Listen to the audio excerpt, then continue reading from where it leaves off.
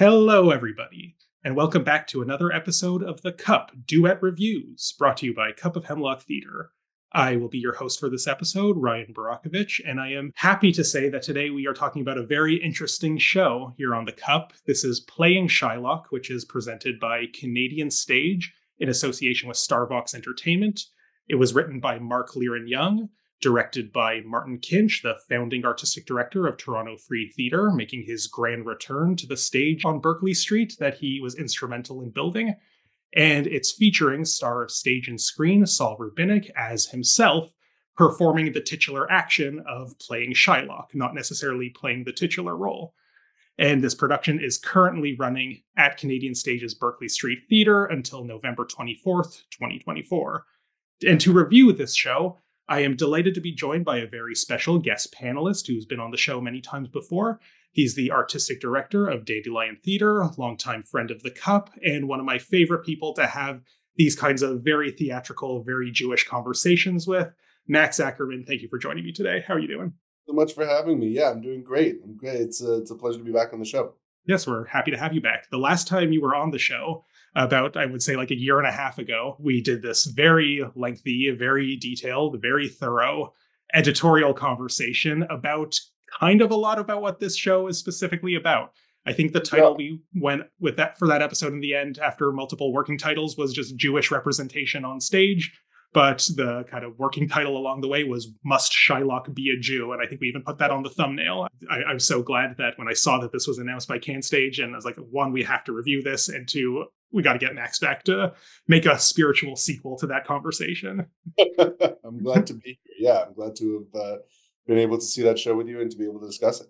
Yeah, we're really looking forward to it. But before we get into discussing it, this is the Cup after all, so I have to ask our favorite icebreaker question. What is in your cup today? I don't quite have a cup today. I have a bottle, and Nice. It's a bottle of crisp Diet Coke. It's, I would say, my favorite no sugar caffeinated beverage. Nice. It's kept me going through many a long rehearsal, and glad it's joining me for this one as well. That's good. We're happy. Any kind of receptacle is fine. Doesn't have to be a cup per se. Just as long as we have some sort of beverage for these conversations. I do have a cup. It is the Cup Cup. Hey, that's the name of the show you're currently watching or listening to. Has our other logo on the back here. I've used it on many an episode, and there's orange pico tea in my cup today. So delicious. I also have a bottle of water at my feet here in case I finish it and need to continue wetting the whistle to get through this conversation. So incredibly well hydrated conversation. It's the elixir of life, as I think you called your beverage in that other episode, which I re-listened to like the day before we saw this show. Yeah, me too. I was listening to it. I was listening to it at the gym. It was a very weird thing to listen to at the gym. It really set a strange vibe for that workout. Okay, well, we'll see. Since it's fresh in both of our heads, maybe we'll put it like at some point in like either the top corner or description of this video. So if people watching on YouTube want to be redirected to it and listen to that before they get into these specific thoughts about this specific iteration of the verb to play Shylock. Yeah. So playing Shylock, we're going to start with a bit of a non-spoiler section for people who are on the fence about whether or not they want to see the show or haven't seen the show yet, to just kind of get into it lightly, and then we will have more spoilers after a clear delineation. So Max, why don't you start us off? What is Playing Shylock about? Give us a bit of a non-spoiler description of the piece. So aside from just being a one-man show, the conceit is sort of that we're entering halfway through a production of Merchant of Venice that has surprisingly and unexpectedly been canceled. And the actor who is playing Shylock in that production, in this case, Saul, is going to come out and speak to us and express his feelings about why that show was canceled. It's a pretty simple setup, but it definitely leads into some very interesting discussions that are had throughout the show. Okay, very good, very concise, Yeah. very, very non-spoiler. So let's just kind of begin with some general appraisals. What were your thoughts about this piece? I think that the biggest thing is that Saul is a wonderful actor. He's just great, and it's wonderful to watch him. I could listen to him speak about anything. That is a huge selling point for the show, to have such a charismatic, and I just kind of feel like he's very identifiable. He's a very everyman type actor, character actor. Really speaks to a lot of voices and points of view, and he himself is just seems like a lovely guy, and that really endeared me to the show a lot. So I think on the strength of its leading man alone, it's a really wonderful watch for sure. Mhm. Yeah, I would agree with that. He is an excellent performer. He Yeah. is very much being marketed as the draw for this piece. I'm going to actually be completely honest that he's not an actor I was terribly familiar with. Like I never really watched Frasier. I know that's the big thing people tell me that Yeah. he had a big role in. He's a character actor that I feel like, oh yeah, I've seen him. Couldn't 100%. tell you what, and that's funny. Yeah, The please. crazy thing is he was on this show that I had forgotten that he was in, called Hunters, Mhm. that Al Pacino starred Yeah. in and Logan Lerman starred in. It was a kind of like very Jewish. Jordan Peele produced, I think. Mhm. Um, and I had forgotten that he was in that show, and that's the thing that I'd seen him most recently. And I'd seen him in Frasier for sure, and Maisel as well, Marvelous Mrs. Maisel. But yeah, like I was familiar with his work, but it's also just I didn't know he was from Toronto, and I didn't know Yeah. he had such a connection to the Toronto theater scene. But he's yeah, he's a character actor, but that also makes him, I think, very approachable. Like we Mhm. yeah, he's just a wonderful performer. Yeah, he's just famous enough to be exciting to see him, but not so famous that he's like deified or feels unapproachable. But I think He's that's a very just good. famous enough that Canadian theater can still afford Yes, I think that's a. him. But it's also interesting because yes, we had a recent conversation, but not so recent, several months ago, on an episode about the Rosencrantz and Guildenstern Are Dead with Yeah. the two hobbits, the Merry and Pippin production of that, and we had a conversation that episode about in relation to a review that was written about how doesn't it seem weird to bill celebrity casting for a show that's specifically about being a secondary or tertiary character, Yeah. and I made the argument sort of against that very insightful criticism, but in my opinion that these are the perfect celebrities for that because they're most famous for being tertiary characters. Absolutely, yeah. Saul's presence in this one, yeah, it's nice to get sort of someone you've seen on TV or in Yeah. movies in a piece like this, but really what sells his performance in this is just how personal it is to him. This is a play, and you and I were talking about this as we were leaving the theater, but some people might be aware of this, others not, but this play by Mark Leiren-Young, Shylock, it was originally called, is written in the early or mid 90s and it was published at the time. I had read it before just because I go down sort of interesting rabbit holes for all things Merchant of Venice related. It's my favorite thing to love to hate, I guess, as our previous conversation about this has indicated. So I had read this monologue before. And so when I saw they were announcing this for Can Stage, I was like, okay, that's interesting. I'm familiar with this, but it's very dated as a piece. Like it's very much in response to what the culture war talking points of the 90s were. Nobody had a smartphone yet. When that play was written, there was no internet discourse, even if the nascent internet was a thing. Just the conversations about culture and appropriation and anti-Semitism and everything that this play is about was not really the same conversation that we're having now. And in that original piece, it is written to be performed by a real actor playing a fictional actor named John Davies. And I could get more into what's sort of different about this iteration versus the original piece, maybe more of that post spoiler. But what I'll specifically just say here is that it has been rewritten so that it's no longer John Davies and it's actually Saul as himself in the Berkeley Street Theater, where he has personal history working with director Martin Kinch, who has a very deep-seated history with that space and with the Toronto theater scene. And it becomes an autobiographical piece, even though he didn't write it. And that sort of severs some of the connection that we think of as what is or is not autobiographical. And authorship also becomes an interesting piece of the puzzle, in addition to just him being such an excellent magnetic performer that, yeah, as you said, seeing this piece just for him alone is great. Seeing this piece for him and what this piece means to him, what he brings to this piece as himself, not just as a fantastic actor, but as very much the central character in it, I think is a very strong selling point here. And how it relates to his personal history is part of what makes this piece, I guess, difficult to dismiss, even if one might have been inclined to do so. But to get more into what I mean by that, we might have to go post spoiler. Anything else you want to say about the piece in general before we do get there? Would you recommend it? I would recommend it. Well, and what I was going to say was, this piece is interesting to me, partially because I really would love for it to be taken in by a broader audience. I think my big question about the piece is who is the audience of this piece? Because I think when it comes to, and we'll get into talking about this kind of post, with spoilers as well, but it's a play that as a Jewish person, I felt a real connection with, because there's a lot of talk about things that I really recognize and really experiences that I really understand. I am interested in how many non-Jews have gone to see this play. I think it's a really important play for non-Jews to see, because it's a really good insight into just a very specific Jewish experience. But I also wonder, well, what's the draw for non-Jews as well, right? And so that's the big, I think the big question that I had leaving the play was if you're not Jewish, what's bringing you to this show? Mm-hmm. Yeah, and I would say that I think, like, I don't know. I get a lot of targeted ads from all the Toronto theaters, Can Stage included. So it's hard for me to kind of know how aggressively this show has been marketed to a broader audience that isn't necessarily on the pulse of this. But as somebody who does receive all of these targeted ads, because my algorithm has me pegged completely in that regard, I would say that I feel like this show has been under-marketed by Can Stage a little bit. It doesn't help that it's going up against Lucy Barton, the Nev Beatties, also a solo piece that's happening in the much larger Blue Mopel Theater that is a lot harder to sell out. So it makes sense that they put more of a push on that one. But when they have two solo shows going on at once, this one I haven't seen as much of a push for, now that we're reviewing this or recording this review a few days after we saw it, and a lot of reviews have been rolling in, all overwhelmingly positive.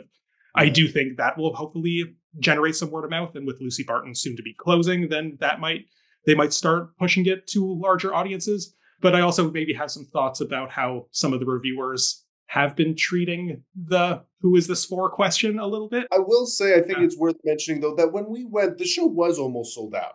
Yes. Like, it was a really packed house when we went, which is great. Small house. Yeah, day after opening. That I think that is worth mentioning. But yeah, I'd be interested to hear your thoughts on how other critics have approached the show. Well, have you been reading other people's reviews? I usually try not to when I know we're going to review something, but too many days have passed and I've just been eager to sort of see what people thought about this one. I've read a couple. I've read a few. I haven't read all of them, but a few of the critics that I trust, I've gone to, and one or two of them that I don't trust as much I've gone to as well. Yeah, just to see what people are saying, and especially to see like which Jewish critics have reviewed this show and vice versa, and the difference that makes. Yeah, and that's probably as good a time as any to maybe start getting, because we seem to be itching to get into the spoilers. It's hard to kind of not get into the weeds with a show like this, because this show is all weeds. So before we get into spoilers, for anybody who's intrigued by our thoughts and wants to see the show for themselves before they press onward, this production is currently running at the Berkeley Street Theater until November 24th, 2024. Check it out and see for yourself what you think, and then come back here and listen to everything else we're going to say. Check the runtime on this to see how much more there is. For those watching on YouTube, we're going to put one of our classic spoiler icons up on the screen. For this one, I think it's going to be like a press release with an embargo at the top of it that says spoilers. So if you're watching on YouTube, you will see that on the screen now. Okay, we are in Spoiler Town now. Where do you want to start? Oh, God. I mean, I think the first thing for me that's just like worth noting, we've talked about this a little bit, is how this fits into the broader kind of aesthetic or the tradition of contemporary Toronto theater as we know it right now, which is that it's an incredibly didactic piece. It's a lecture. And I think, as I mentioned before, there's something endearing about it because Saul is so endearing as a person. It feels in many ways like I'm listening to my grandfather or Uncle Saul. I think I saw one reviewer mention that phrase, talking about the things that annoy him about the theater climate and also just the larger worlds, the larger culture today. And I'm not necessarily against that. Like, I think he's right in a lot of the things that he says. I think there's a lot of really valid stuff that he talks about. That being said, I am kind of remiss to call that theater. And I think that's the big thing that I take issue with this play, and also with a lot of shows that we've seen through over the course of the past few years in Toronto. Cliff Cardinals' As You Like It, The Chinese Lady at Crows. Like a lot of these plays where the actor/actors kind of just stand and talk at you. And I would call that a lecture. I would not call that theater so much. And even if it's a kind of fictionalized premise, it's still a lecture. And I think you're right in the discussion that we had when you said, like, there is this interesting thing about, like, kind of tricking people who would not ordinarily go to see lectures into seeing a lecture. But to me, that doesn't make it theater, right? Even though there are interesting things being said, there's not a lot of showing, Can right? There's a I, lot of telling and not a lot of showing. yeah, can I ask, because I don't know, I'm interested in the ontology of these categories a little bit. Yeah. What is theater? What is lecture? To me, I have a bit of a, I guess, purist is the wrong word, but a very kind of rigid category for what I think counts as theater. Mm. And that is a performance with co-presence between the audience and performer. Maybe we add an extra wrinkle of something with aesthetic intent, however we define that. But what I think I hear you saying isn't that it's not theater by that standard, is that it's not drama. And where is an interesting conversation we had about post-dramatic theater. So am I incorrect in sort of appraising your view of these categories that way? Or do you have a different idea of what counts as theater that precludes something that is indeed more so a lecture? No, I think you're absolutely right. And I also want to be clear that it's not like you're right, that I'm not saying that this is not theater necessarily. I'm just saying that I don't love this kind of theater. Like, Sure. me, the theater that I gravitate towards is more story based. It's just more.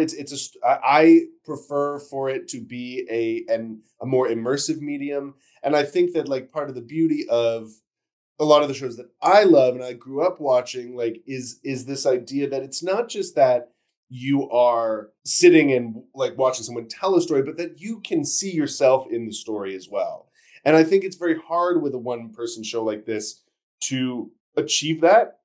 I think there are great one person shows that do achieve this. I look at, like, Michaela Cole's Chewing Gum Dreams Yeah. is wonderful. Like, I think there's a lot of those early Edinburgh Fringe shows. Fleabag is another great one.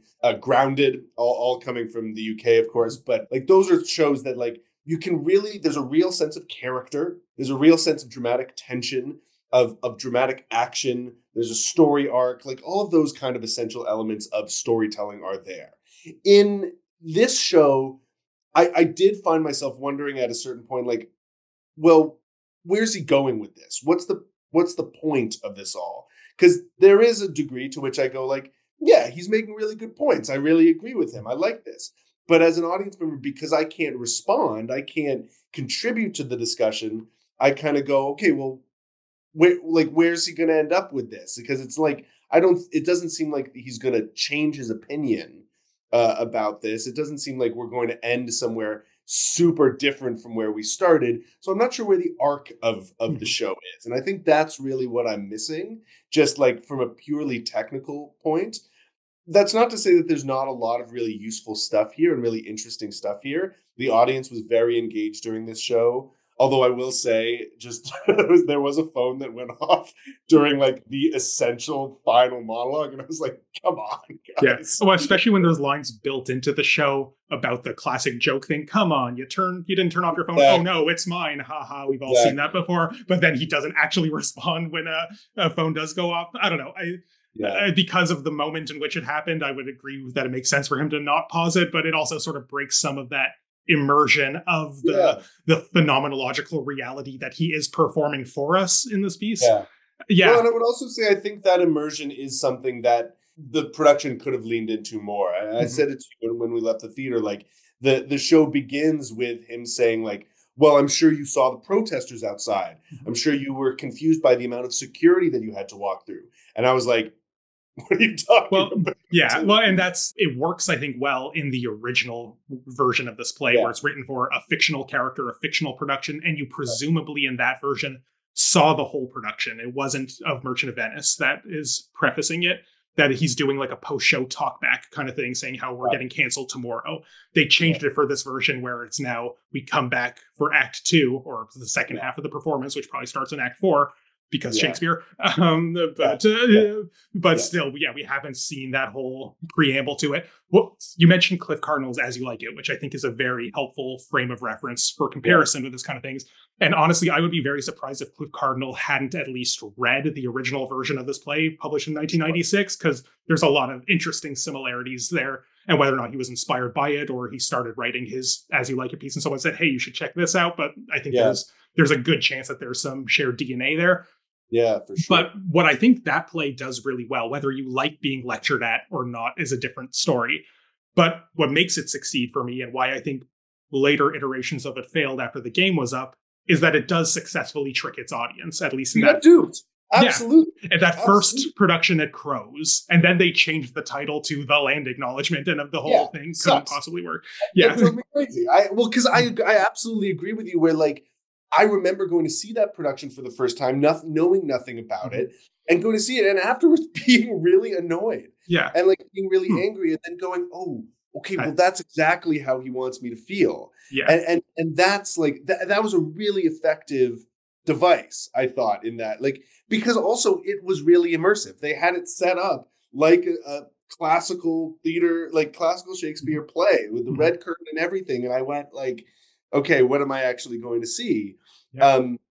And so that I felt like was a really effective use of that kind of immersive device. This one didn't lean as heavily into it, and I wish it had. I wish there was a little bit more of the theatrical construct to it. Like if this was actually presented as Can Stages doing a production of Merchant of Venice, Right. and then starring Saul Rubinek as Shylock, that would be exciting. And they have like a whole cast announcement of everyone else who's in it. And like, oh, Haley Gillis is playing Portia. That's amazing. And then like, wouldn't that be hilarious? And then we show up and then we get this. That would be funny. But I think and maybe that's what Shakespeare Bashed has up their sleeve, which would be hilarious. I doubt it, but then what I think works really well with that dupe setup isn't just that we get the actual aesthetic excitement of being tricked and having your brain sort of respond to that, but the point of that play more than anything is that the only way you could get people to listen to a lecture on Indigenous sovereignty is to trick them into thinking it's a colonial product.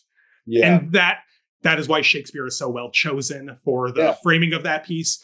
And it's also playing with the idea of land acknowledgements, the performativity of this gesture that accomplishes nothing but makes people feel better for doing it so they can not have to think about these things, and forcing the audience to continue thinking about it for the duration of an entire performance. Yeah.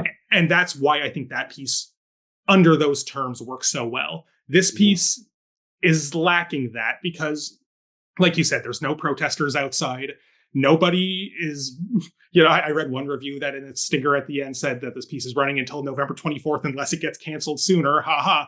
But like, no one's going to cancel this. Like this, I think it would love it if somebody did, because that would prove the point it's trying to make. But it's, it's almost daring its audience to please have a problem with what we're doing. I think it sits like, this is where kind of the Jewish problem, the Jewish issue kind of comes into focus, where it's like, on the one hand, there's not quite as much sympathy for anti-Semitism and I think the issues that Saul talks about as there is for Indigenous sovereignty in this kind of current political climate. But there's also, I think, like, it's not just that there's not enough sympathy for people to be angry about it, where it's like, it feels in many ways like it's the Jewish play, and the Jews will go see it, and the Jews will be like, feel emboldened by it, and that's kind of the function of it.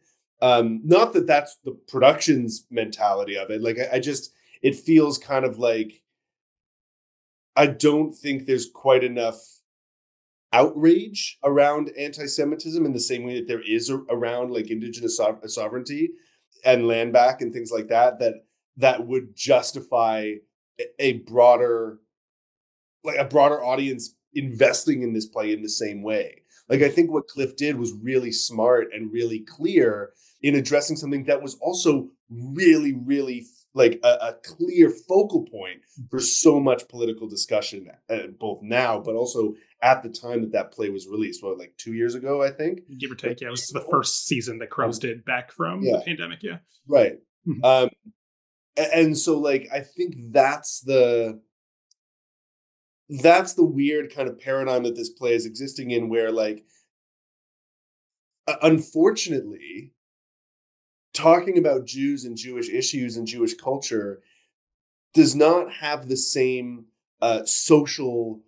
It's not that it doesn't have the same social currency that talking about indigenous issues, Asian Canadian issues like the Chinese woman did. Those are the two plays that I'm pointing to because those are the kind of two most relevant, I think, to this style of theater, because it is like Playing Shylock is talking about a very distinct ethnic experience. Yeah. But I think, yeah, there's just not the same amount of outrage around like, well, how terribly Jews have been treated in this country. Also because it's not the same. Like it's not a one-to-one comparison. As Saul points out in the play, as a like visually as a white person, it's a very different conversation to be having. It would have been a very different conversation like 20 or 30 years ago. But right now in this current moment, it's hard to say like, well, Jews have this specific racial distinction and that leads to oppression, despite the fact that that is still true. It doesn't have the same social currency that I think a lot of the other discussions around race and representation tend to have in Toronto theater, which is also part of what he talks about in the show.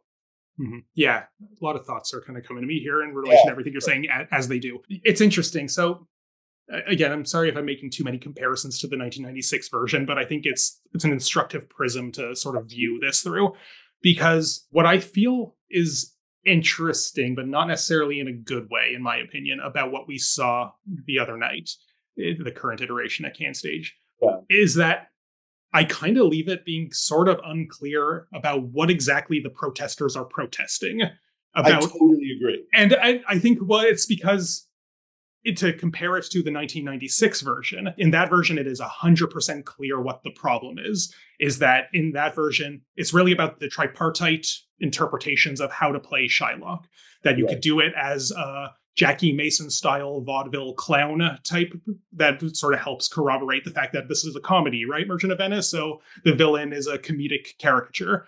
That's one interpretation. The other one is the, I think, most popular recent post-Holocaust interpretation of this is the tragedy of Shylock. He is the sympathetic hero of the story.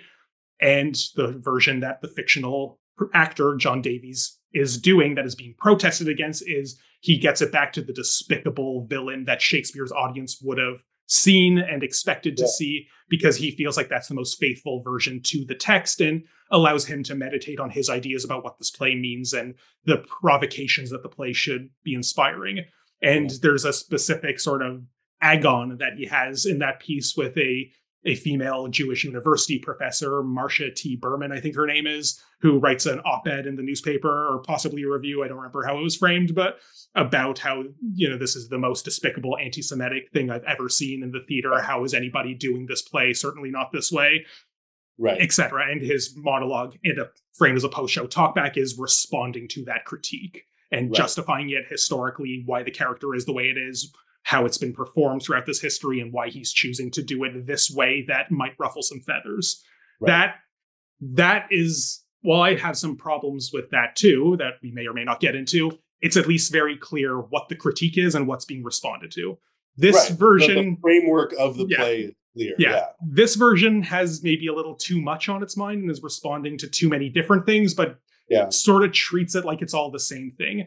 Because on one hand, we don't have to get too far into this direction. In fact, I would prefer it if we didn't. But the words Israel and Gaza never come up in the piece. Like that is... Palestinian does, though. The word Palestinian does. And the word Zionist does well. Once. Yes, they do. And I saw an interview with Saul where he actually kind of addressed this, that he would not have accepted to do the piece if it talked too much about Israel and Gaza in particular. But because the word Zionist shows up in one of the things that he's like read, like I think it was like a tweet or something that he was reading on stage, that there's like neo-colonial propaganda, Merchant of Venice.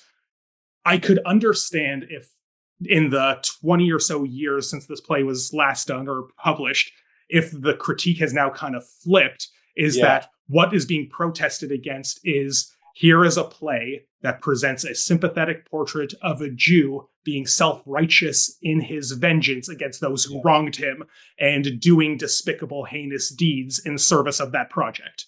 That's an interesting reason why somebody might take umbrage with a production of Merchant of Venice today in this current 2024 climate. Yeah. I could also understand that if, Jewish groups do love complaining about things that they see as anti-Semitic, and I could as they do, and I could understand a version very similar to what that 1996 version of the play is. Like, he's playing a despicable portrait, and the Jews are like, now of all times, how could you possibly portray us as villainous? The world already sees us that way. Like, either one of those is acceptable, but he never clearly articulates which one he's responding to, and you can't really do both at once, at least not without drawing attention to the juggling act of what that would entail. Do you have any thoughts about sort of that? I do, and it gets back to a thought that we had discussed after the show, which is that, like, I kind of feel like the more effective thing to do is actually just to stage the Merchant of Venice.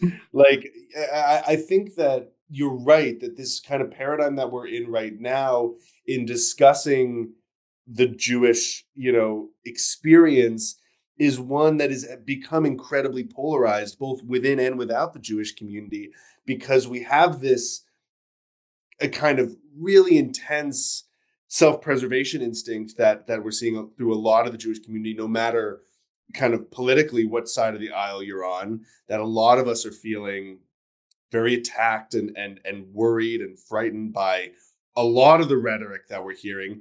And I think the play sort of, like you said, does its best to kind of try and walk down the middle of that line, which is a really, really difficult thing to do. And I don't think it's always successful. Not that it veers too heavily to one side or the other, but actually the opposite, that it is too vague in its what it's reacting against. Because, like you said, and I mean, in the play, he talks about the morality police, right? And when, I can't remember, was it the 60s or the 70s there were these shows shut down by the morality police where there were complaints for whatever reason. And they collaborated with the neo-Nazis to get that agenda pushed. Yes. Right, exactly. And so, like, that's a really clear kind of us versus them narrative that is easy dramatically to spin. What's not easy to spin is this kind of idea of, okay, well, now there's this hashtag, right? Cancel Merchant or whatever it is in the play. But without being, like you said, it's very hard as someone who is not actually living in the world of the play that they've created to figure out, okay, is it Cancel Merchant because it's so anti-Semitic, or is it Cancel Merchant because of this, like, just the Jewishness of the play? Is the Jewishness of the play the issue? And is it like an explicitly anti-Semitic protest? When we talked, I was on the panel that discussed Indecent. And I think one of the best lines in Indecent is when Shalom Ash is speaking to the other Yiddish writers when he first reads them God of Vengeance. And I can't remember which writer it is that says to him, well, like, people are going to think that Jews are terrible people. And Shalom Ash responds, well, some of us are. And I think that is a really essential fact to acknowledge. I think it's something that Merchant of Venice treats really well. Like, I think the Merchant of Venice becomes a really good vessel for that discussion, especially in a modern context. And so I actually think the goals of this production sort of would be more easily accomplished by just doing Merchant of Venice and letting the audience come up with their own ideas about the play. And I also think the controversy that this play kind of seems to be seeking out actually would be found in Merchant of Venice. Like, Merchant of Venice is a controversial play, and for good reason. But it also has a lot to offer us when discussing the Jewish experience. Because, as Saul discusses in the play, Shylock is actually based on a real person. The trial is allegedly. The trial is, once again, allegedly based on a real trial. And while the character would not necessarily be recognizable to a broader Elizabethan audience, there is something about that character that is rooted in reality, despite the fact that it is, by all accounts, a caricature, in a modern context, there's definitely a way to take that caricature and say, okay, well, what can we find about the truth of this? Because, as you know, anyone who studied Merchant of Venice knows, despite the caricature, Shylock has arguably the most important plea for humanity that Shakespeare ever wrote. And as a Jew, right? Like Shylock's "I am a Jew" speech is one of the most famous pieces of text, certainly for Jews, but I would also say just broadly.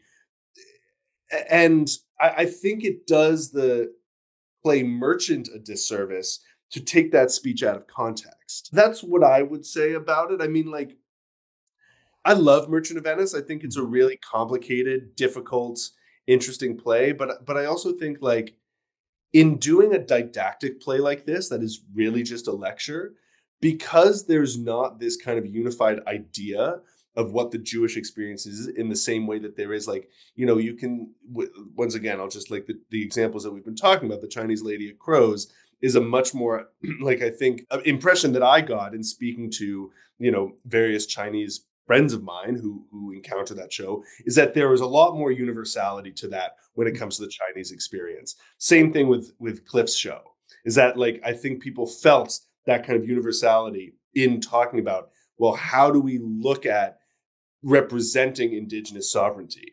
Mhm. I think there's not that same universality to the Jewish experience. And that's That, brought up in the show that yeah, this whole idea of just of, you know, two Jews, three opinions. We know it well. You and right, I have very different opinions despite being yes, both Jewish about these things. And if I could pick up on some of the things you brought up here, because it's all very interesting. I've made my feelings about the Merchant of Venice known on a few different episodes, including yeah, that one we did together. I personally have no great love for this play. I find it fascinating, but I kind of am of the mind that I just don't think there's any way to do it to productively have the conversations that you actually want to produce with it, in my opinion. I think I've seen too many sympathetic Shylocks by now that it loses all of the potency that that was supposed to have. And I kind of disagree with the fictional actor John Davies that therefore let's just do it in this historical villainous sense that is more akin to what Shakespeare's audience would have provoked. Because yeah, then it the character of Shylock is so iconic, and I mean that in the literal semiotic sense of he is an yeah, icon for Judaism, yeah, that we cannot just say that this isn't the Jews, it's one bad Jew. yeah, That so I struggle with how do you make a politically efficacious production of this piece, or even aesthetically efficacious, in my opinion. That I had a very strong positive reaction to that Real Canaan theater production that I know you have very strong feelings about that we discussed at length, because it sidestepped the issue in a way that I was happy to see as just a refreshing, this is a version of Merchant that I can get behind because it doesn't fall into either of those traps. Me, from yeah, my complicated opinions about the play, which I know are not uniformly Jewish opinions, they're not uniformly, you know, yeah, Shakespeare enthusiast opinions, but they're just how I feel about the play. yeah, Something that I think is really interesting about this monologue is that while you and I were agreeing in that previous, or sorry, disagreeing with each other heavily about a lot of things about this play, Saul voices opinions in this monologue that both I and you shared in disagreement with each other. And yet yeah, he has no argumentative inconsistency in his mind about how those two things fit. right, And I know we said many times in that episode that, like, we're liable to contradict each other or contradict ourselves in voicing these opinions because of how complicated they are and how our feelings, as much as we feel them, aren't necessarily as thought through with consistency as much as we'd hope. mhm, And it's interesting. So he like brought up a dismissive attitude toward Jew face, the thing that you yeah, spent a lot of time talking about that. But he also wants to see the villainous Shylock, like you want, that I would rather not see personally. yeah, So I think why I maybe disagree with you in the sense that a production of Merchant would do a better job of provoking what this play wants to provoke, because I don't think that's necessarily untrue, but I think this play doesn't want to provoke that discussion as much as it thinks it does. oh, I 100% agree with you, Ryan. It wants to be the referee of that discussion more so I than it wants to provoke it. I think that's true about all the. I think with the possible exception of Cliff's show, Hmm. like, so many plays like this, especially in Toronto, are afraid to actually say anything. Mhm. Like, I think that's my biggest critique of this play, and that's why I say, like, I kind of just want to see Merchant, because at least with Merchant, I get a story. I get like a degree of immersion that this play does not give you. Like, I think what Saul is giving us is not that like super villainous Shylock, but I think like the way that I interpreted it is more so just like a real Shylock. Because Shylock Yeah. is an asshole, like And it's absolutely. his father's Shylock too, which is a Right, big part right, of it. Yeah. exactly. Yeah. Sorry, continue. I didn't mean Yeah, to cut you but off. like that Shylock is like not a good guy. He's not a nice guy. He's very set in his ways. He's very vengeful, like all these things, but he's also right. Like, I think that's the other thing that we sometimes forget about this play, is that in the trial scene, Shylock is absolutely within his rights. He lent Antonio the money. He made this bargain, and Antonio lost the money, and so he has to pay up, right? And that, I feel like, to me, when it comes to Merchant, that's the real tragedy of the play, is that Shylock gets his words get twisted in a way that is not fair and that is anti-Semitic. But like at the end of the day, the character is not really at fault. I mean, should he have asked for the pound of flesh? Like, he's an asshole, but like, it's also, Antonio could have just said no, like, had not agreed to that, right? And so it's on Antonio's part, it's just a really bad investment that he made. And so I think that, like, in discussing the complex nature of this play and of the issues and all of this stuff, Shakespeare actually does all that for us. I always say, like, in rehearsals as well, like, Shakespeare does not need our help. He doesn't need us to explain what's going on. What he needs is maybe some good direction to like make things a little bit clearer. But this lengthy explanation that we kind of get, or justification around the part, to me, like, it's not quite as useful as just doing the play. And I think that where it could have been useful, and where it could be useful, this kind of one-man show, is to facilitate discussions about Jewishness beyond Merchant of Venice, which I think it does. And I think, especially in talking about, like, when Saul talks about his parents' experience, right? He's the child of survivors. Like, I think that clarifies a lot of obviously where he's coming from, but also where this conversation starts for him. I think that's a really interesting thing to discuss, but that's not related to Merchant. Like, and we can also have that conversation in its own context outside of Merchant of Venice. To be honest with you, I think Indecent does a really good job of having that conversation. I think Indecent Yeah. is a wonderful example of showing a lot of the things that Saul talks about in this play, whether it's Jews playing Jews or Jews playing leading roles in general. The question of who gets to play a Jewish character, the Mhm. question of broader, like, anti-Semitism, and how do Jewish stories survive anti-Semitism? How are Jewish stories warped by anti-Semitism? The question of storytelling during the Holocaust and during difficult times for Jews. Like, I think Indecent is a really good encapsulation of all those ideas. I think this play succeeds in that, once again, Saul is incredibly charismatic. He is obviously very intelligent as well, very passionate.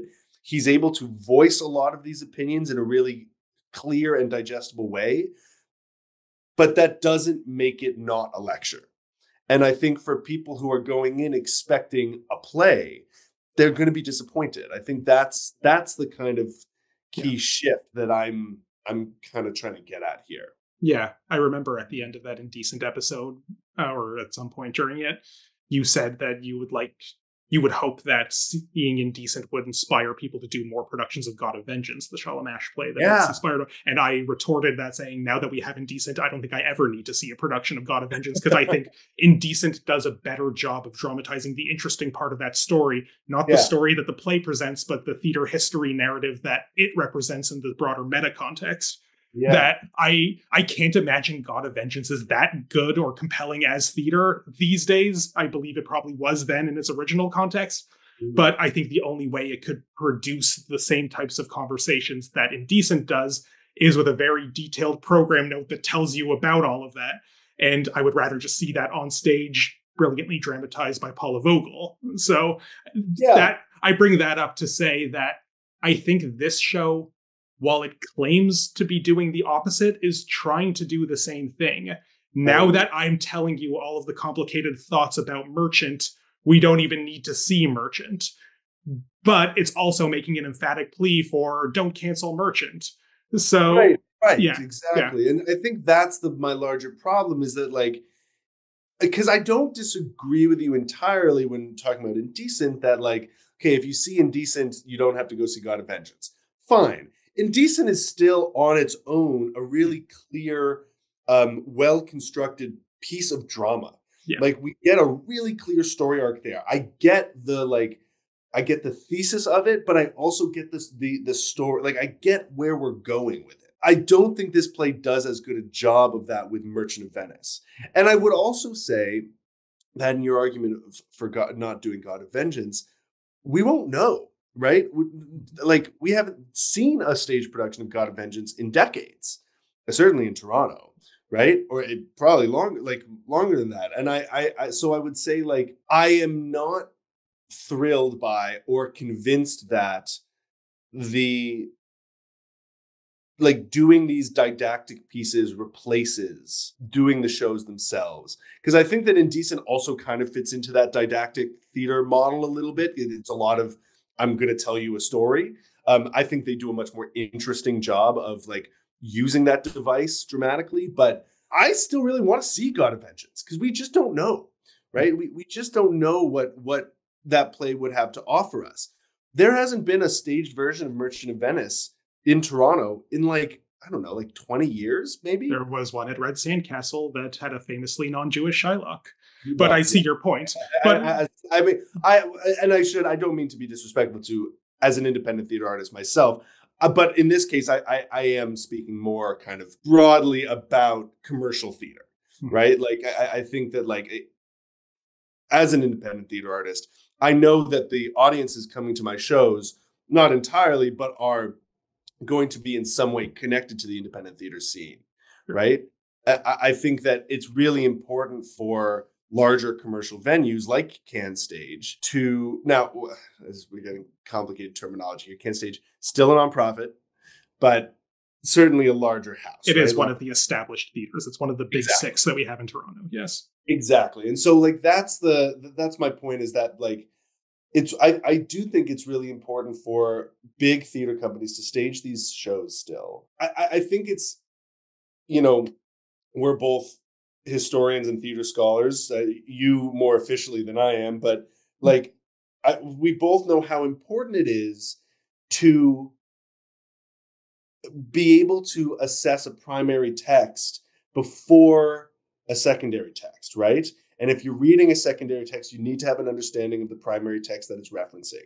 And I feel like with Playing Shylock, it's a really good secondary text, but a lot of people who are going to see that show are not going to have a sense of the primary text that is Merchant of Venice. They provide a tiny little blurb in the program to catch you up on Merchant in case you've never seen it. Well, then never mind. We're all set. Yeah, no, and like, honestly, like, this blurb, I don't know who wrote it. I'm not trying to poo-poo on any particular dramaturg who was responsible for compiling this program, but it's curious. I don't know. Did you happen to peruse it? I don't need to read it. I thought it was kind of a nothing blurb. Like, I just, like, I think we talked about this, where it would be, I think, way more interesting to stage Merchant of Venice and stage Playing Shylock in the same season and have them in conversation with each other. Because right now, it feels like there's kind of no other side to the conversation that Playing Shylock is having. And it's just this kind of self-referential, didactic lecture that broader audiences aren't going to have a reference point for, unless you're Jewish or unless you have seen Merchant of Venice. And I'm not convinced that most Canadian theatergoers have seen Merchant of Venice. Yeah, we are, as I alluded to earlier, we're getting a production from Shakespeare Bashed, friends of yours, a company you've worked with before, that's coming up around the corner. I don't know a lot about the production yet, just the cast announcement that they've made. I don't know what angle they're taking on it, but I would reckon, just based on how many of the cast bios mention that this actor is Jewish and this actor is Jewish and this actor is Jewish, I'm guessing we're going to get the kind of sympathetic Shylock version that I find boring personally. Are you expecting anything different? I love Alone. I think Alone I Nashman is do a too. wonderful Yes. choice to play Shylock. I think he's great, and I know like James and Julia are very capable, both directors and just like feel like saying text coaches is a little bit oversimplifying it, but like Mhm. they're incredibly intelligent, well versed Shakespeareans in general, and so I certainly trust their understanding of the play to do justice to all of the characters. I want to withhold judgment, Mhm. but partially just because I love those guys and I think that they're very very capable and I like I very much as a director have studied at the school of James Wallace and you know, so I don't want to be overly critical or anything like that. I think it's a really they're setting themselves up for a really difficult task, and I'm interested to see how they do it. Like I am, like I said, like I'm just excited to see the play. Like I just really love, like I genuinely, I really love that play. I think a lot of the text in that play is really wonderful. Not just from Shylock, who's only in it for 5 scenes. Like I think there's a lot of really great text in that play and a lot of really fun stuff to do.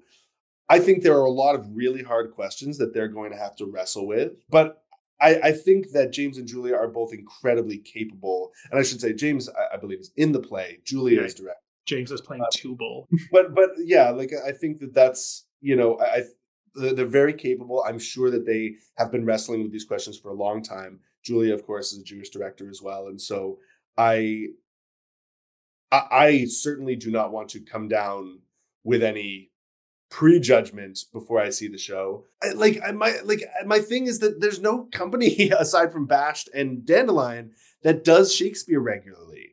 And so once again, there's just not a lot of frame of reference that we have for these shows. And so I think that once again, staging a show that is very explicitly in conversation with another play and not having that other play as a reference point, you kind of set yourself up for a really potentially confusing audience experience. Yeah, it's interesting. So just thinking about Cane Stage's season right now, because this is Yeah. one of 3 plays built in this season that are in conversation with Shakespeare. Not Yeah. Shakespeare productions, but we had 1939, which has become a lot more complicated in the last few weeks than than it was when it was just on stage a little while ago. Yeah, there's a lot of interesting conversations we could have about that, but either way, when that play was originally programmed at Stratford, it was in a season with All's Well That Ends Well, Right. which Right. was a way of kind of doing exactly what you're saying, putting these two things in dialogue, Yeah.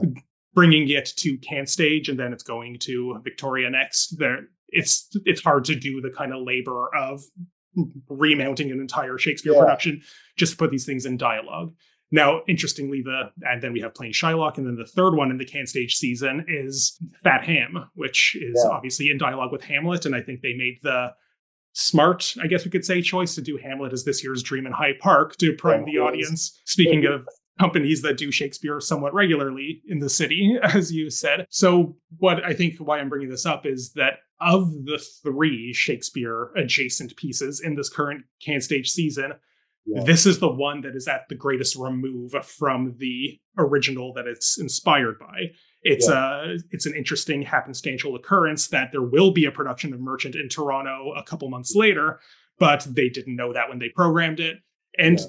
and also like just we haven't really even gotten into this much, but the inherent entanglement with the history of Canadian stage as a company in this iteration of this piece. The fact Yeah. that it is Martin Kinch coming back to direct on the Yeah. stage that he helped build back when it was Toronto Free Theatre. Before Yeah. that, and a few other smaller companies all got amalgamated into what we now call Canadian stage. Site specificity is a word you could use to describe how. And like I know, in that same interview with Saul, he talked about how they like weren't even certain that this would be done at Can Stage. They shopped it around to a whole bunch of other companies. So there is something I think very serendipitous about having it here, and the way that that is imbued in the history of Saul as an actor, of Martin as Yeah. a director, and the relationship between these individuals and the Canadian theater scene and what they represent in theater. Saul has the whole monologue about his brief stint at Stratford and how it was Martin who talked him out of staying there for Yeah. specifically reasons that are related to what this play is arguing against.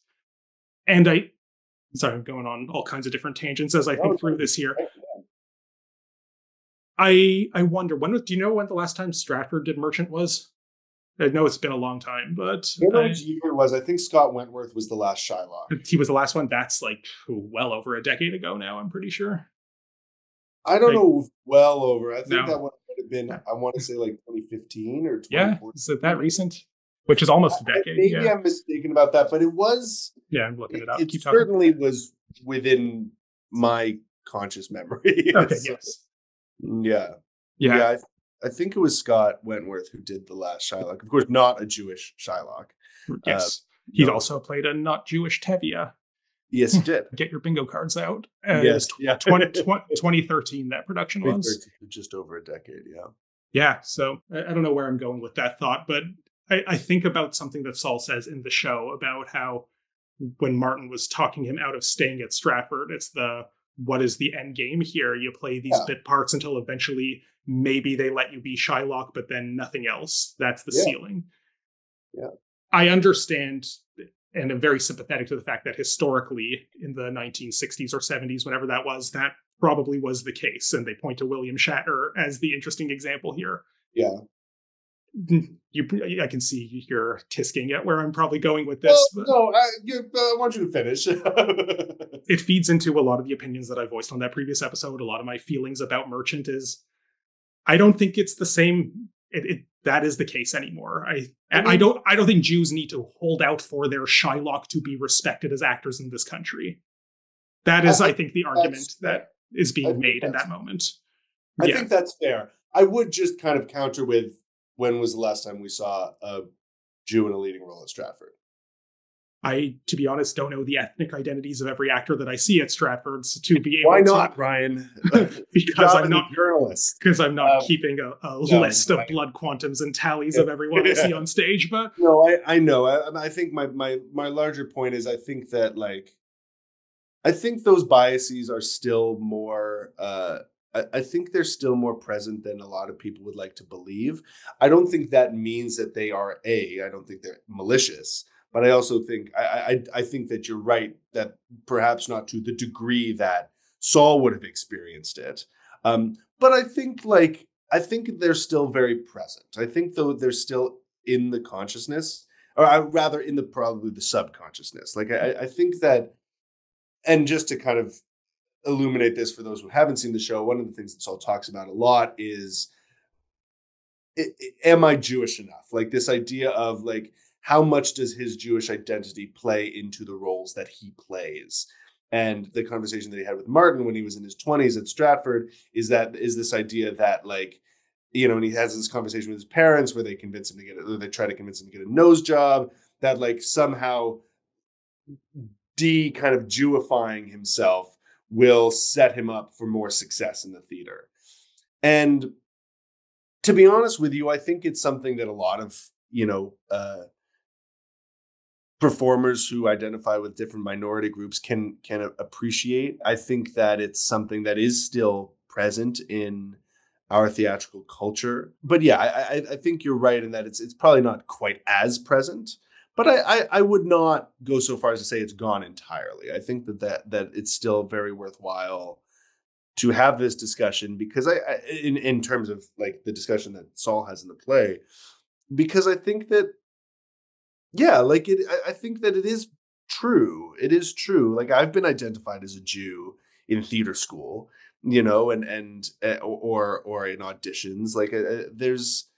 I think there's definitely that subconscious bias still, and I think he's right to identify it, but I agree with you that I don't know if it's quite as extreme as it maybe once was. Yeah, I think more broadly what Saul is critiquing is a superficial kind of, whether you want to call it activism or kind of superficial political sense in the broader theater culture, where it's things have to be very visible.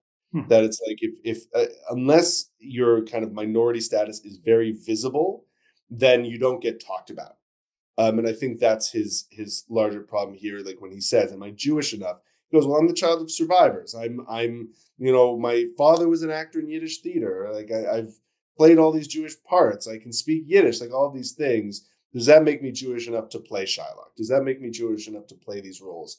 And I think that's the paradigm that he's kind of bringing up is like, well, obviously, like, you would never have a non-black actor play Othello, for example. So why would you have a non-Jewish actor play Shylock? What's the difference there? And whether you agree or disagree with him, I think that it is an interesting question to raise about, like, yeah, what's the difference? Why do we view these things with different standards? And once again, not as a judgment, just where do you draw the line with that? Is it just about skin color and visible minority status, or does it go deeper than that? Yeah.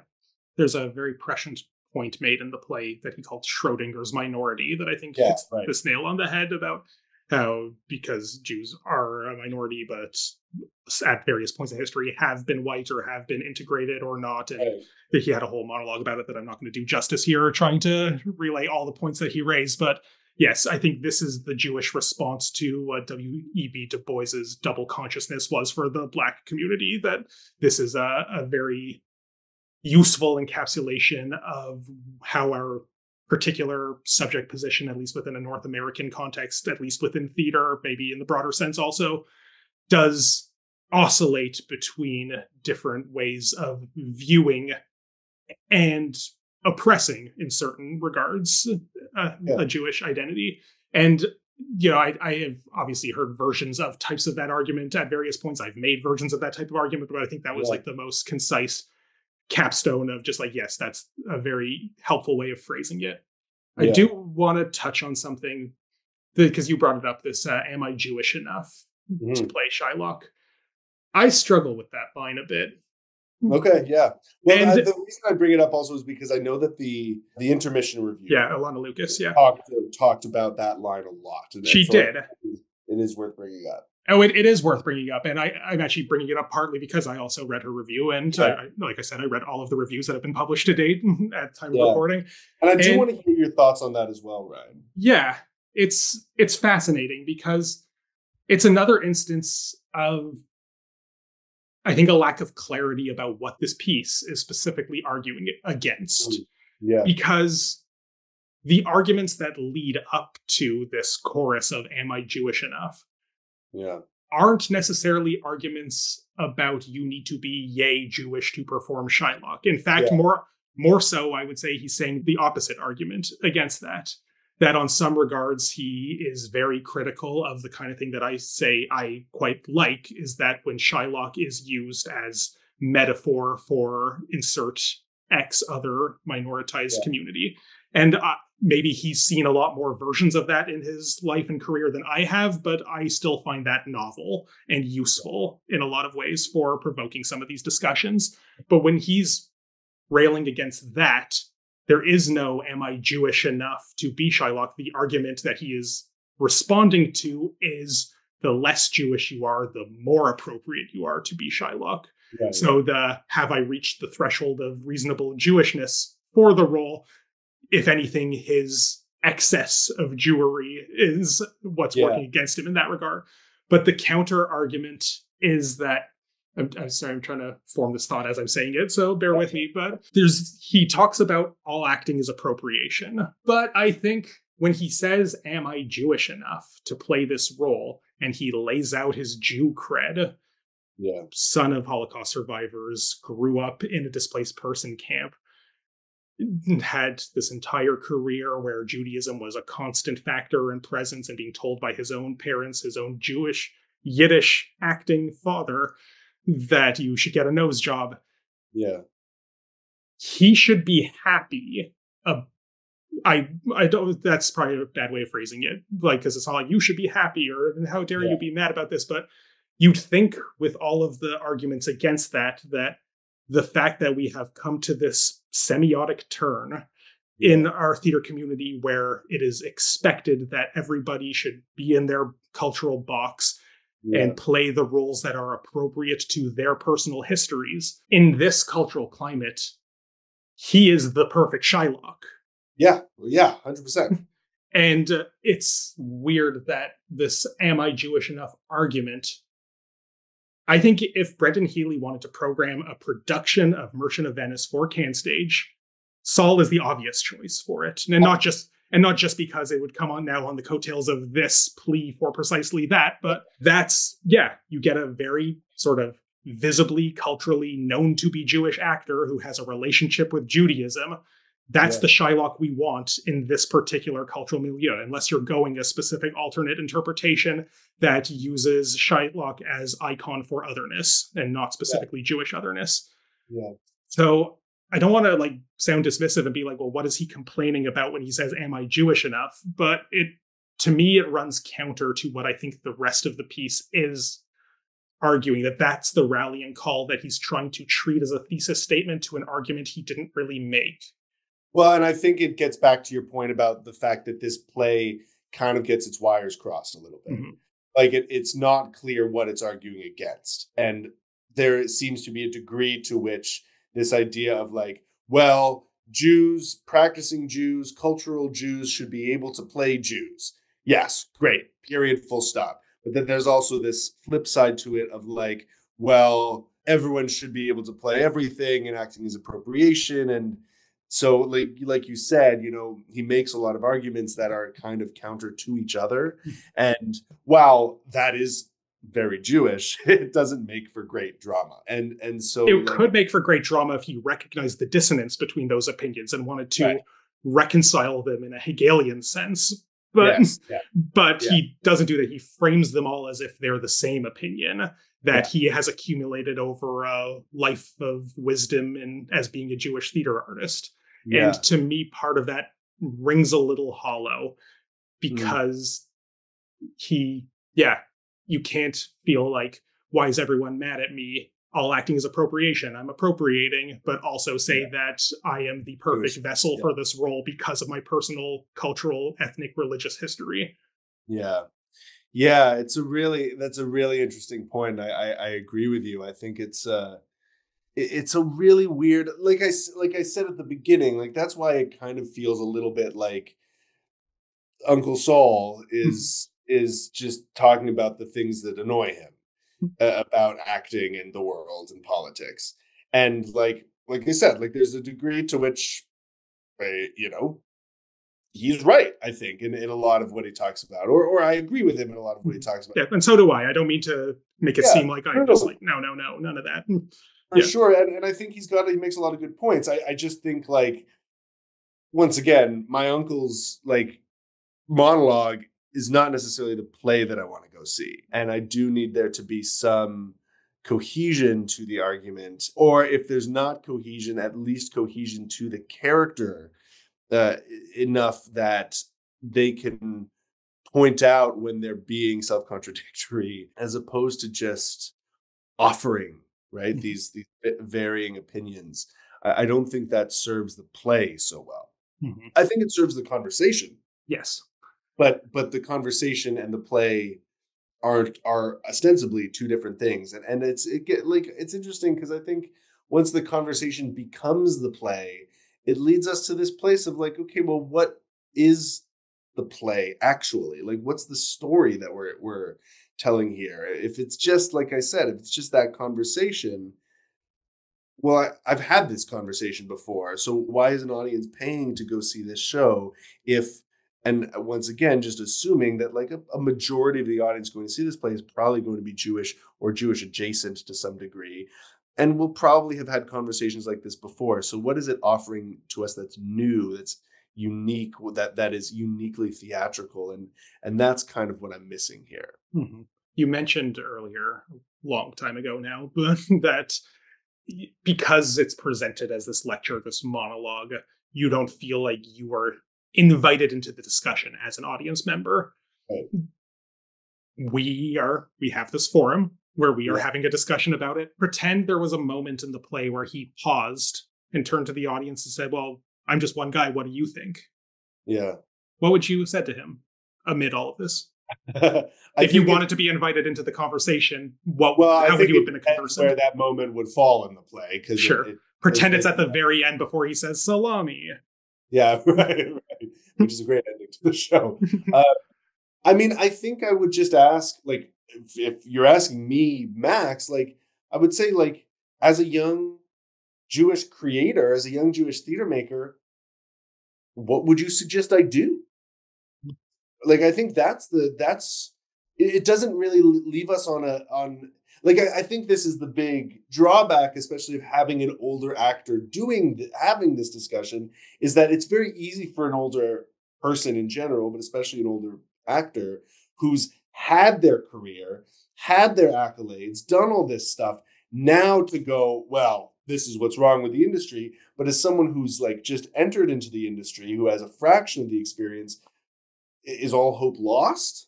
Like, what's the note that you want me as a creator to leave on? Like, what do I do?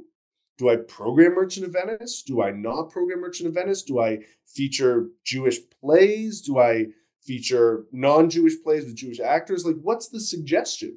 What do you want me to leave on? That gets back to my point of, like, I don't really know what the point of this discussion was, aside from saying, like, isn't everything terrible? Like, isn't it all kind of shitty, and like, we all, encounter these problems? Like, I think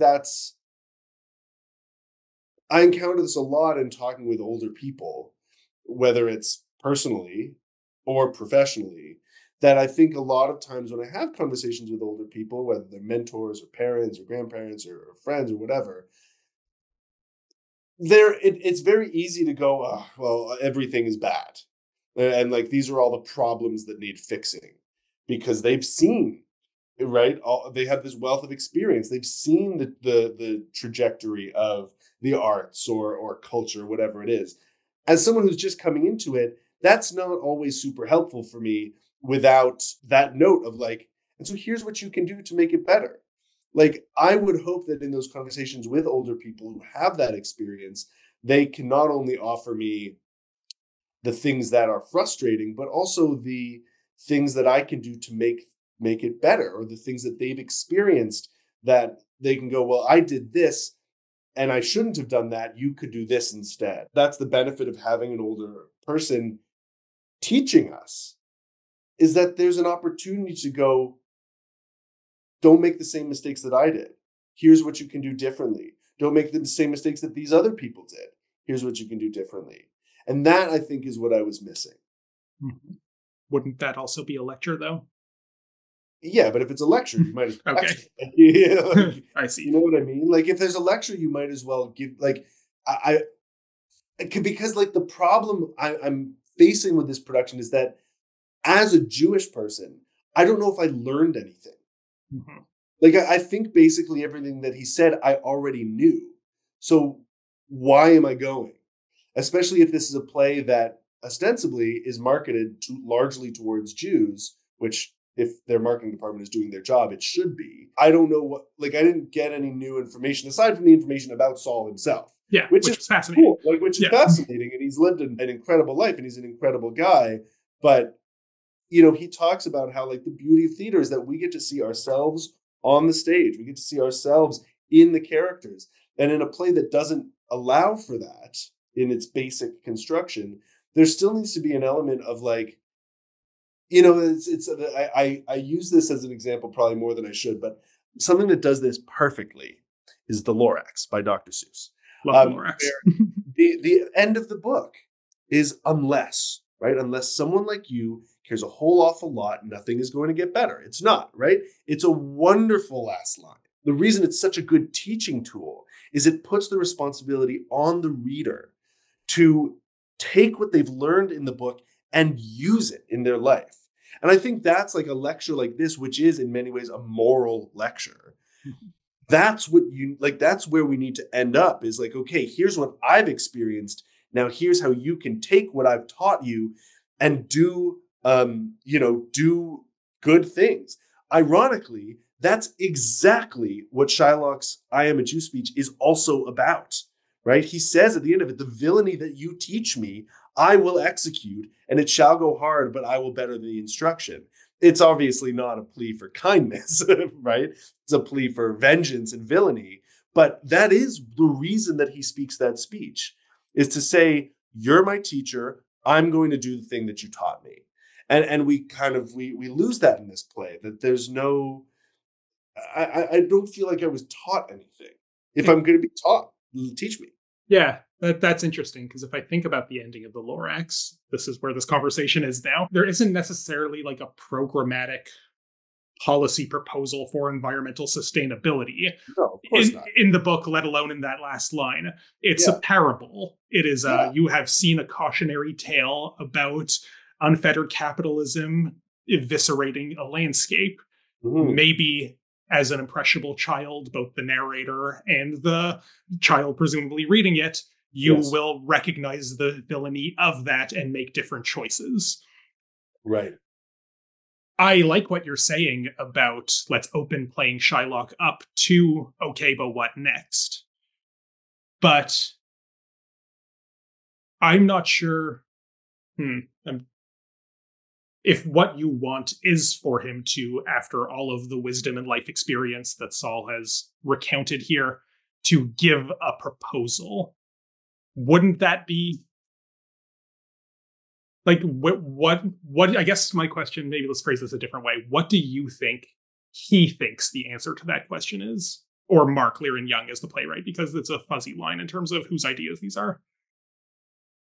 Yeah, I don't know. I mean, I really don't know. I think, like, to a degree, and this is like also me coming from the perspective of like a young Jewish director, is go like, well, make interesting work, make interesting, thought-provoking work. That's kind of what I took away from it. But I also kind of think I think that there's not a lot at the end of it. Like, that's the problem, is that I don't know his answer, because so much of the play is him talking about the life that he's already lived. There's not really a space for him to offer us hope for the future. And I think like that's, once again, in a kind of didactic lecture style show like this, I need the button. And the button can't just be, I had salami. Like, that's a hilarious bit, but like, I need something to tie it together. Like, when I teach my students essay writing, I teach them about that final line of your essay needs to leave us thinking about something. And I don't know I don't really know what the thesis of this play is, other than just like, being a Jewish performer is really complicated, which is true, but yeah, it doesn't give me a lot of room to grow. I guess to me, the final thesis statement, if there is one in this piece, isn't the salami. That's just a zinger joke to send the go home smiling. It's the monologue in Yiddish. That is what this play, and I think this sort of maybe ties together a lot of the small gripes we have with this piece, is that is not the culmination of the argument that the piece here. It's the culmination of Saul's journey with Shylock. Yeah. And that's what this piece is at its core about, more than anything. But it takes an awful lot of arguments about other things that are certainly connected to that. I don't want to discount the fissures of tension that bring those two things together. Yeah. But hearing him deliver that monologue, if it is to serve as a thesis statement, is that you have a problem with Shylock, but listen to how beautiful it is for this man to do it in this language as a tribute to his father who never got to do it. Yeah. And it's sort of anti-didactic in that way, because it's trusting the audience to infer that the beauty of that moment is the solution, as opposed to just saying, listen, I never got to do this role. My father never got to do this role. Yeah. I'm going to show you how beautiful it is, and that'll shut up anyone who complains. Yeah. And yeah, please go ahead. Well, no, I think that's a lovely point. And I think that there is something to be said for that, for sure. It does make me think about Indecent, because it's a very similar ending in Indecent. And like, I love the Yiddish language, and I love theater performed in Yiddish. I think the ending of Indecent is a little bit more effective, just because we haven't heard the final scene before. Like, we don't actually see the final scene, I'm sorry, not the final scene, but the rain scene. The rain scene, like the pivotal rain scene.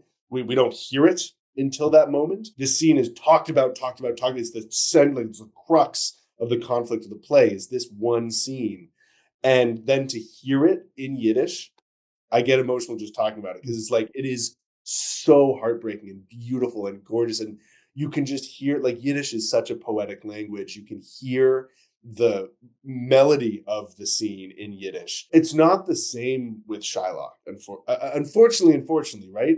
That there is a gorgeous poetry to that speech in English. And I am very, like, I do think it's very impactful to hear it in Yiddish as well. But I also am not sold on that being the button. Hmm. Like, I think that's the difference, is that I'm not sold on it being the button. Because also, once again, in Indecent, like, that's the device. The device is they're speaking Yiddish and they're speaking English. And we can understand both, but they're very distinctly different as well. And so much of the play is about the interplay between Yiddish and English. And then, of course, with Shalamash being a Yiddish writer. And then at the end, finally hearing the language after hearing the accent for so long, it's like, what a like, it's this breath of fresh air that we get. Oh my God, finally, we actually tie the device together. That there's no device like that in this play. It's all in English, and it's all in modern English as well. And so, like, getting this moment of Yiddish at the end, like, as a Jewish person, I love, because I love Yiddish and I love hearing Yiddish and I love that speech and I love hearing that speech in Yiddish, but it doesn't give me the same dramatic satisfaction that that final scene in Indecent does. And I think part of the reason I keep bringing up Indecent is because it does seem like they are in dialogue with that play a little bit, especially regarding Saul's father as a Yiddish theater actor doing the speech in Yiddish, like, just because of how central to Indecent the idea of Yiddishness and Jewishness is to that play. I'm not sold on that being the, like, reason for doing it. If it is, like, if that's what they're doing, I don't think it's quite enough to give me that kind of dramatic satisfaction. Well, and I see it as the reason for doing it insofar as this is why Saul wanted to do it. Right. And it's very personal. You feel the personalness of it in that moment. And I love that for him. And I love bearing witness to that for him. Yeah. But I don't know if they're trying to use that as the resolution to the socio-political argument that the play is otherwise making, or the variety of interconnected socio-political arguments that the play is making. But I almost feel like maybe that's the bait and switch, that contrary to the Cliff Cardinal, you thought you were going to see Shakespeare, but haha, you're seeing the lecture. This is no bones about the fact that we're seeing the lecture, but maybe I could show you some Shakespeare in the end. And maybe that Shakespeare can be a tribute to my father. Yeah. No, I think that makes a lot of sense. And I think that there is really something to be said for that. I think, like, the reason I came to that point of view is also just because, like, I love the Shakespeare. Like, the Shakespeare is so beautiful. I'm like, oh, I just want to see more of that. Like, I want to see more of that. I don't really need the lecture to get why this is important. Do Merchant have Shylock speak Yiddish. Like, that's a really interesting stylistic choice. And I think there's a lot, like, there's so many decisions that directors can make. And, like, I think bringing up the Bashed one that's coming up is notable just because Bashed's mandate is stripped down, right? Like, they don't do set, they do, or I'm sorry, it's not that they don't do set, they do very limited set, very limited costumes. Like, their mentality. Peter Brook, empty space, yeah. Exactly, right? Text speaks for itself. And I think there's definitely something to be said for that. It's not my kind of approach to Shakespeare, but I think, like, that is by no means to say that it's wrong. I think they're, like I said before, incredibly knowledgeable Shakespeareans and really know how to make that text sing without any of the trappings. I think that, like, what we're going to get, I think I can say pretty confidently, what we're going to get with that production is exactly that. A like, original text, straightforward telling of that story. I think what CanStage has at their disposal is not just this brilliant actor who actually speaks Yiddish, but the space to be a little bit more creative with these complicated texts. Because I think what the show is proposing for us is it's these three kind of different versions, like you talked about, of Shylock and of Merchant. But those three versions of Shylock and of Merchant are all pretty standard. Like, they're all pretty, like, straightforward versions of the play. And I think allowing a director to come in and say, like, okay, I'm going to do Merchant of Venice, but I'm actually going to put my own spin on it. To have the scenes between Shylock and Jessica in Yiddish, for example. I think there was one, I think the Globe, when they did it with Jonathan Pryce, Mhm. I think they did speak Hebrew in that version. I haven't seen that version, but you mentioned it in our last episode about this kind of stuff, and I think you said that he sings the Shema at the end of the He trial. does, Yeah. which is a very Hmm. kind of weird but powerful moment. Hmm. Um, but like that's my kind of my point, is that there are opportunities there to treat the character with dignity despite his villainous nature. And I think that just saying, like, well, we can just do it or not do it is a really uncreative way of looking at that, at programming that play.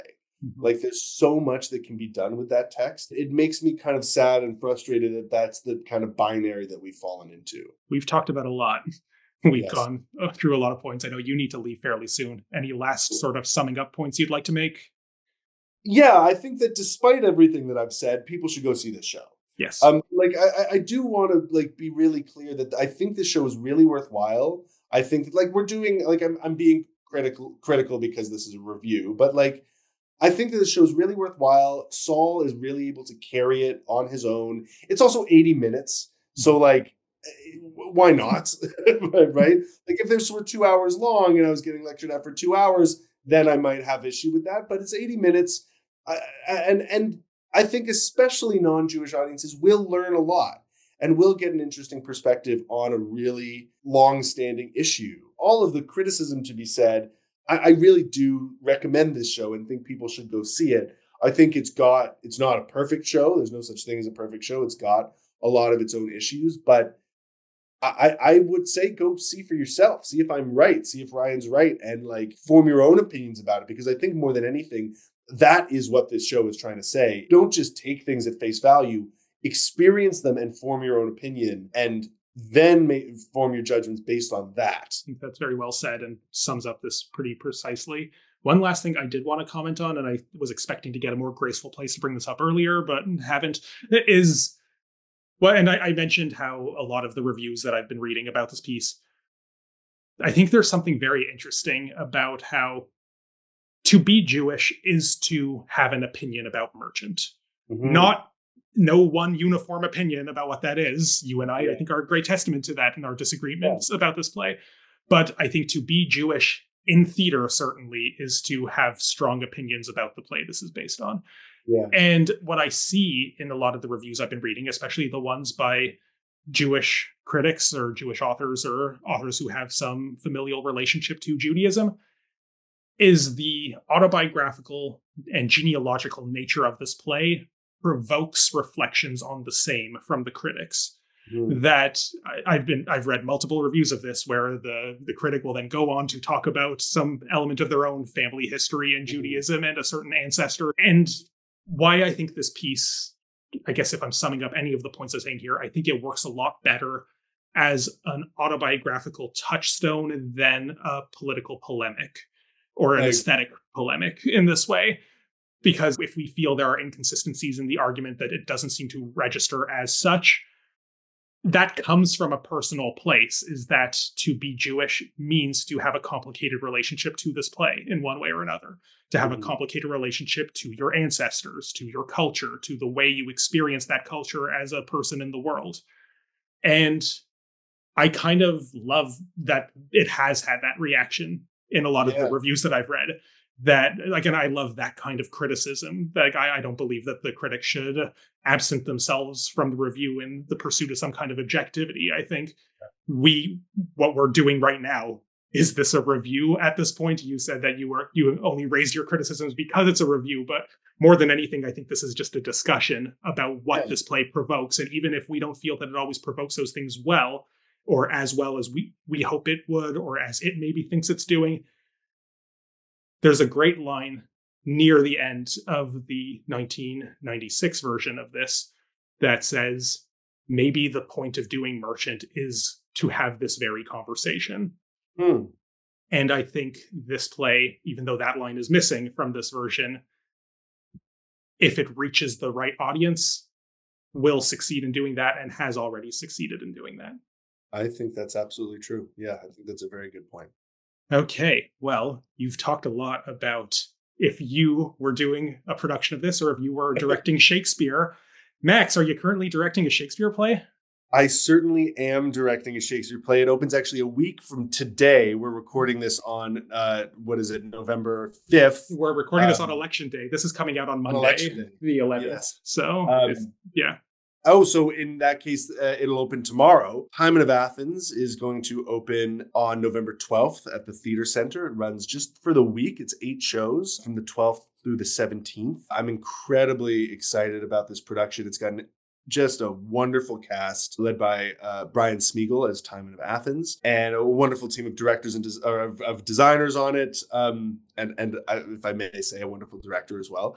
I'm very excited. For those that are interested in Shakespeare, it will definitely have a lot to offer. For those that are not interested in Shakespeare, it will definitely have a lot to offer. This is a play that deals with very contemporary themes of capitalism, the kind of decay of the modern world, of a pollution and then return to nature. There's just so much to discuss in this play, and we're working really hard to make a show that has a little something for everyone. It's got wonderful text work, it's got dance, it's got great music, it's got food.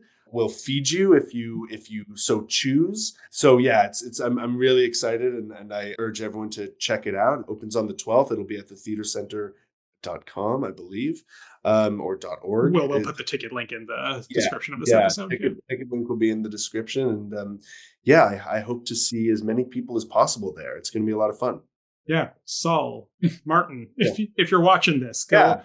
Come see the show. If you guys want to see a really inventive young director do Shakespeare, a young Jewish director. Yeah. Yeah. No, so thank you for plugging that. Also, I think the very next episode of The Cup we're releasing will be a review of that production that you don't get to be on because you can't review your own work, and I don't get to be on it either. No, I'm going to be out of town. I'm sadly going to miss that production, but I wish you and the cast well with it, to break all your legs, dig up all the roots. But yes, we will have our review of that production coming out later in the week that you are watching this. So check that out if you want to get some more critical thoughts that are provoked by your art. And also, since I just broke the fourth wall and addressed Saul and Martin and Mark Leiren-Young directly, if you're watching this, thanks for tuning in. We do interviews on The Cup, and there's another great line from that 1996 version about how the people, I think, John Davies says, or the director tells him they don't want to talk, and John Davies says, no, they want to talk, they don't want to listen. And referring to the protesters. And we've done a lot of talking. Saul, you have done a lot of talking. Mark, you have done a lot of talking through your words that you wrote for Saul. We also want to listen. And if any of you, if you're perturbed by anything we said, I would love to interview any one of you three, and we could talk about this further. In fact, most of the interviews that I've done on The Cup lately have been me airing some gripes about productions that I have mixed feelings about. I want to listen. I want to talk. I want to talk to any of you. So don't feel like you have to take this offer. You maybe aren't even watching, and I'm just deluding myself into thinking you care. But I think I would love to just be your friend. I would love to share some Jewish jokes. Maybe tuna salad. It sounds great. Yeah, tuna salad, not salami. Putting that out there. If any of you are interested, we will love to have you on our platform, and we could continue this dialogue. I've recently made a playlist on The Cup for COHT's Jewish Odyssey, I called it, because we've had enough episodes where this conversation has been ongoing pretty much since the beginning of this show. So, this episode is going in there. I would love to extend it further with more conversations of this nature. We can keep this going, and I think this production certainly means to do that. So let's keep the Talmudic dialogue afoot. All right, everybody, that has been us for this episode. Stay healthy, stay safe, and we will see you in the next one.